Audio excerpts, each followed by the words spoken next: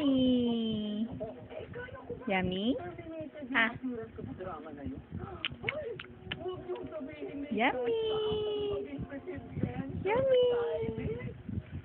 Ah. Ah. Oh, ito na ah.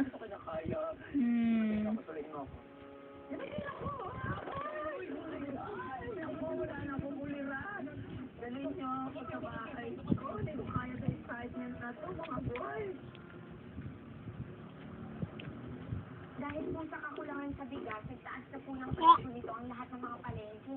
Pati nga po ang asukal at ibang mga bisita, nagtaas na rin po.